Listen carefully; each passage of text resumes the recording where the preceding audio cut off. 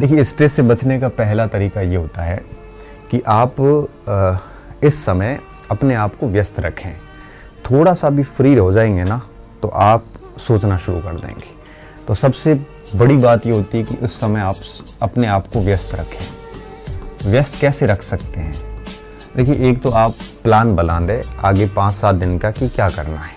ठीक है, प्लान ऐसे बनाएं कि एक बार कम से कम पाठ्यक्रम ठीक से मोटे मोटे जो बिंदु हैं उनको ऊपर से देख सको, क्योंकि 5-7 दिन इतना अधिक समय नहीं होता कि हम पूरा पाठ्यक्रम एक थोरोली देख सकें। बस ऊपर से निकालना होता है। मेन पॉइंट्स है, कुछ टेबल्स हैं, या फिर ऐसे कन्फ्यूज़न वाले बिंदु जो आपको अक्सर कन्फ्यूज़ करते हैं वो पॉइंट्स हैं, या फिर ऐसे बिंदु जो मतलब एक प्रकार से एक महत्वपूर्ण है कि परीक्षा में आने की पूरी संभावना रहती है। ऐसी चीज़ें जो है ना वही लास्ट में 5-6 दिन देखें। बाकी ज़्यादा लोड लेने की आवश्यकता नहीं है।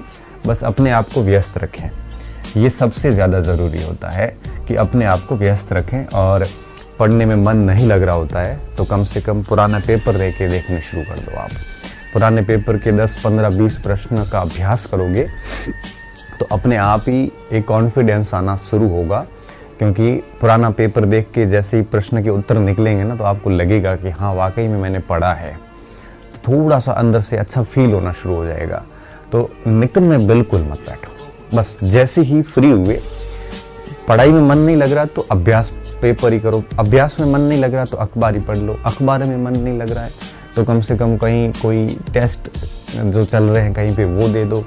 मतलब कहने का ये है कि आप बिल्कुल भी फ्री मत बैठो, सो जाओ, भले ग्राउंड में खेलने चले जाओ। मैं कह रहा हूँ फिल्म देख लो, कुछ भी कर लो, परंतु इस परीक्षा के समय अपने आप को बिल्कुल ऐसे फ्री ना रखें, क्योंकि फ्री रखते ही फ्री दिमाग शैतान का घर होता है, सोचना शुरू करेगा और सोचना ही स्ट्रेस का मेन कारण होता है। पहली बात तो ये। दूसरी बात ये कि ये ऐसा समय होता है जब व्यक्ति सबसे ज़्यादा संवेदनशील होता है, उसको कोई भी डरा सकता है। ये ऐसा समय होता है जब व्यक्ति अपनी सिलेक्शन की अब लालसा में, एक इतनी लिप्सा होती है सिलेक्शन की कि वो चाहता है कि बस कैसे भी करके चयन हो जाए। और इस अवधि में, परीक्षा के नज़दीक की जो अवधि होती है, इसमें स्टूडेंट हर एक की बात को सुनता है ताकि उसको लगे कि क्या पता कहीं से अच्छी चीज़ मिल जाए और मेरा सिलेक्शन हो जाए, मैं बस बाहर ना हो। इस भय से वो हर किसी को सुनने की कोशिश करता है, हर किसी को पढ़ने की कोशिश करता है, हर व्यक्ति की बात को फॉलो करने का प्रयास करता है। वो बहुत डरा हुआ होता है। तो मतलब ऐसे समय में, ऐसा लास्ट समय होता है जब व्यक्ति मानसिक रूप से सबसे ज़्यादा कमज़ोरी होती है इस समय। तो ऐसे समय मेरा ये मानना है कि हमें किसी की नहीं सुननी चाहिए, हमें हमारे मन की सुननी चाहिए, हमें हमारी तैयारी की सुननी चाहिए, हमें हमारे माता पिता पे भरोसा रखना है, हमारे ईश्वर पे भरोसा रखना है और खुद पे भरोसा रखना है। क्योंकि माता पिता के कर्म किए हुए हैं तो डेफिनेटली हमारे साथ सब अच्छा होगा। तो हमें 4 चीज़ों के अलावा दिमाग में कोई बात ही नहीं आनी चाहिए। जब भी फ्री बैठते हो तो कम से कम उस माँ बाप की शक्ल को याद कर लो, या अपना जो परमात्मा है जिस पर आप इष्ट विश्वास रखते हो उनको थोड़ा याद कर लो, या अपनी तैयारी के अपनी पुस्तकों को याद कर लो, या अपने खुद को जो आपने तपाया है वो बात याद कर लो, या हमारे जैसे किसी की कोई गुरुदेव की कोई बात कही गई बात याद रख लो, जो भी है। इसके अलावा कुछ मत चीज़ें दिमाग में मत लाओ। तो कहने का मतलब है कि दूसरी बात ये ध्यान रखनी है कि दुनिया से इस समय दूर रहें। ठीक है, दुनिया से दूर रहें। इसका साफ मतलब है कि इस समय आपको कम से कम, दुनिया का मतलब ये है कि सोशल मीडिया से बहुत दूर हो जाए, पहली बात।